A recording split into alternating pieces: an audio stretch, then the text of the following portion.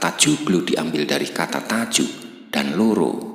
Makna dari kata itu adalah penggabungan dua tajuk. Atap rumah joglo memang berbentuk tajuk yang menyerupai gunung.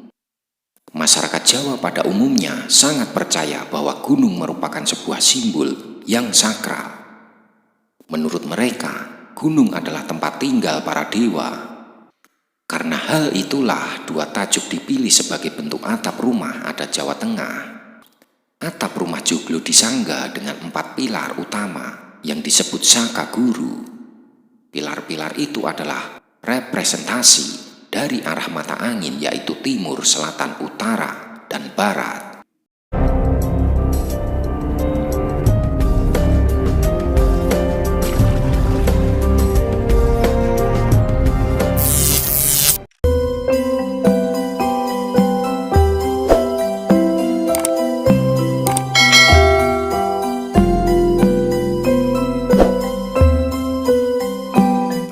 Jawa Tengah atau umum disebut dengan joglo sudah menjadi primadona di kalangan masyarakat pada umumnya.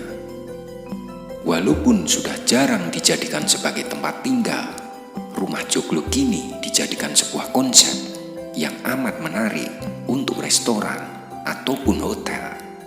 Pengunjung pun bisa merasakan suasana desa di Jawa Tengah pada zaman dahulu kala.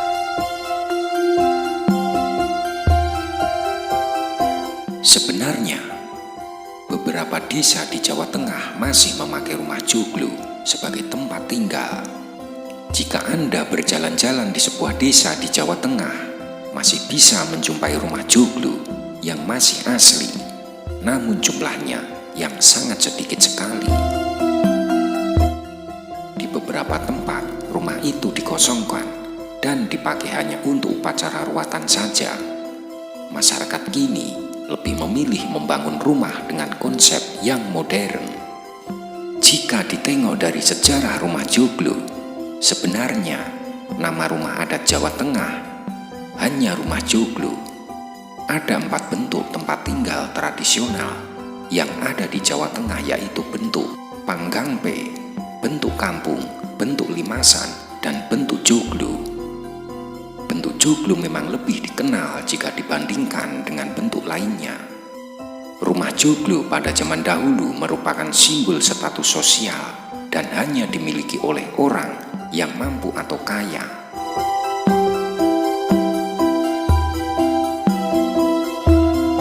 Bahan-bahan untuk membuat joglo memang jauh lebih mahal dan lebih banyak. Selain membutuhkan biaya, waktu yang dibutuhkan juga cukup banyak. Dan karena hal itulah anggapan rumah joglo hanya boleh dimiliki oleh bangsawan, raja, dan pangeran. Hingga masyarakat biasa yang memiliki penghasilan rendah tidak mampu dan tidak berani untuk membuatnya.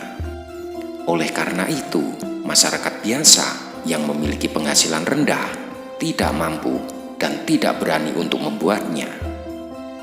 Masyarakat dengan penghasilan rendah umumnya akan membuat rumah panggangpe, limasan, atau kampung yang lebih hemat biaya dan waktu. Sekarang rumah joglo bisa dimiliki oleh berbagai kalangan. Bahan-bahan yang lebih variatif dengan harga terjangkau sudah banyak dijual di pasaran. Hal itu membuat pembuatannya menjadi hemat biaya dibandingkan zaman dahulu kala.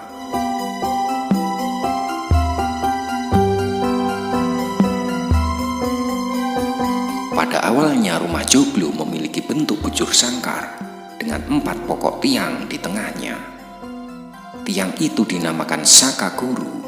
Lalu untuk menopang tiang tersebut dipakai belandar bersusun yang bernama tumpang sari. Seiring berkembangnya zaman, ada tambahan-tambahan ruang di dalam rumah joglo. Namun, dasar rumahnya tetap berbentuk persegi. Bahan dasar untuk membuat rumah joglo yaitu kayu.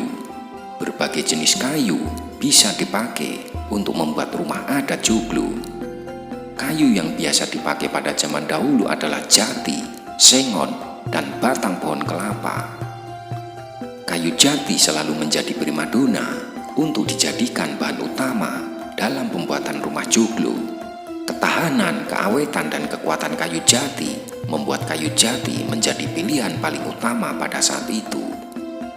Rumah joglo yang terbuat dari kayu jati bahkan masih bisa bertahan hingga saat ini. Sekarang pembuatan rumah joglo dilakukan dengan mencampur jenis-jenis kayu tertentu dengan berbagai macam alasan. Salah satunya untuk menghemat biaya karena harga kayu jati saat ini semakin tinggi. Jika dilihat ciri-ciri khas rumah joglo, bagian atap rumah adat Jawa Tengah terbuat dari genteng tanah liat. Selain itu, masyarakat tradisional juga memakai ijuk, jerami atau alang-alang untuk membuat atap rumahnya. Pemakaian bahan-bahan dari alam dengan atap yang tinggi membuat penghuni merasa sejuk dan nyaman untuk ditempati. Sirkulasi udara di rumah joglo sangat baik. Atap yang dibuat bertingkat-tingkat menyimpan makna tersendiri. Ketinggian atap rumah joglo yang bertahap mempunyai hubungan dengan pergerakan manusia dengan udara yang dirasakan olehnya. Selain bentuk atap bertingkat, salah satu hal yang menjadi ciri khas dari rumah joglo yaitu bentuk atapnya. Atap rumah joglo adalah perpaduan dari dua bidang atap segitiga dengan dua bidang atap trapesium. Di atap-atap itu mempunyai sudut kemiringan yang beda. Atap joglo selalu ada di tengah dan diapit oleh atap serambi. Gabungan dari atap joglo dan serambi itu ada dua macam. Gabungan pertama memiliki nama lubang sari. Atap joglo lambang sari merupakan atap joglo yang disambung dengan atap serambi.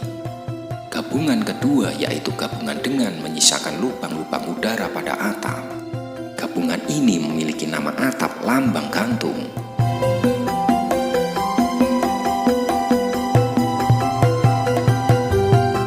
Desain rumah joglo sendiri tidak sembarangan. Desain-desain itu sudah mengerucut menjadi beberapa joglo.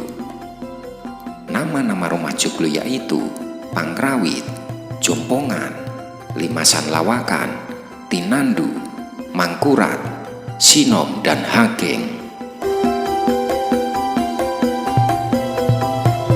Pemberian nama joglo pada rumah adat Jawa Tengah ini syarat dengan berbagai macam makna.